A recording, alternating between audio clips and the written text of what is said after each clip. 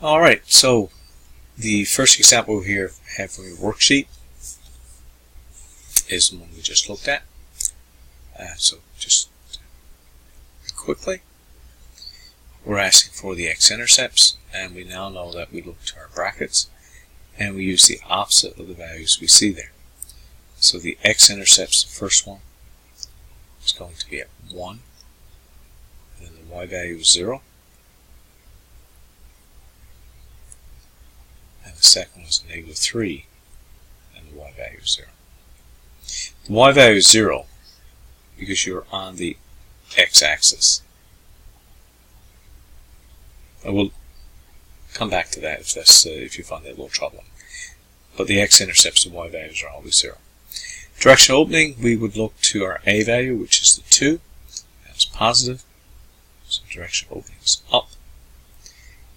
If the graph points up, then it must have a minimum point.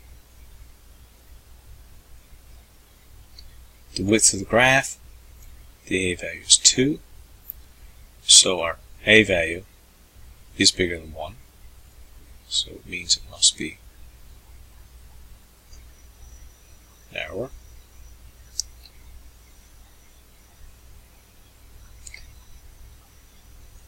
Now to get our vertex. So let's keep in mind here that our points are at, go back to our x-intercepts, 1 and -3. So let's go 1, 2, 3, and then 1. So to get the x value of the vertex, it's in the middle. So you take your x-intercepts, add them together,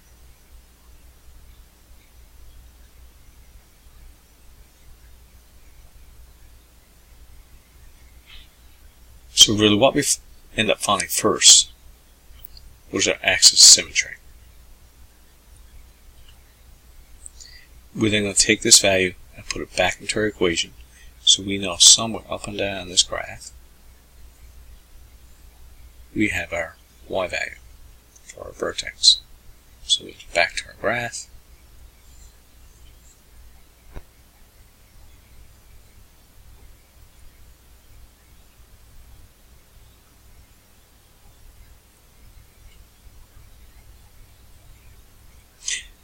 Okay, so this step hasn't changed from what we've done before. We take our axis symmetry and we put the x value back into our equation.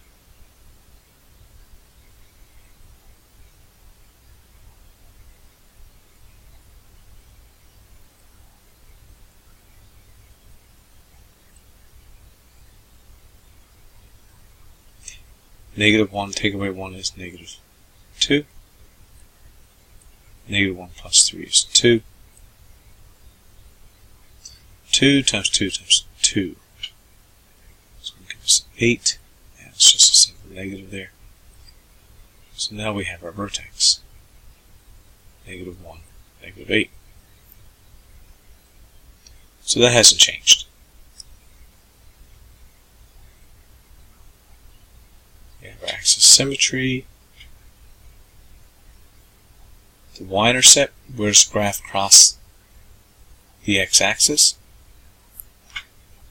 Well, take your equation, remember what we've done before when it was in standard form. We will put a value of 0 in. So for to find the y-intercept, the x value has to be 0.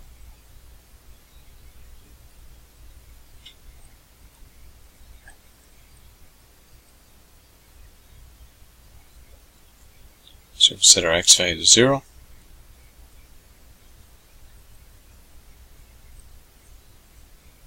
So again, not a new step. You've done this before. You just done it with the graph in standard form. 0 minus 1 is -1. That's going to be 0 plus 3 is 3. 2 times -1 is -2. -2 times 3 is -6.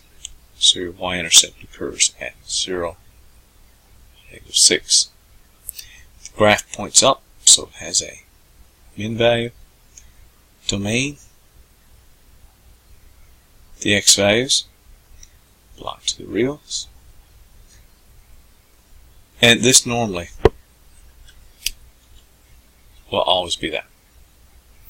Your range,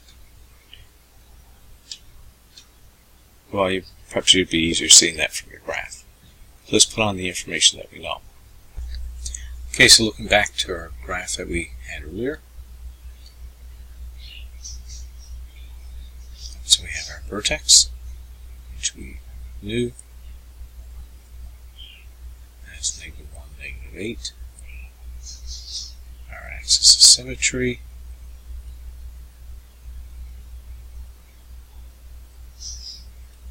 And -3. Our x-intercepts. So we're talking about range, so the y values are all bigger than -8. The y values don't dip below -8, so for the range, the y values are bigger than or equal to -8. And the y values we plot to all the real numbers, because it could be any number from -8 bigger. Okay, so that ends that part.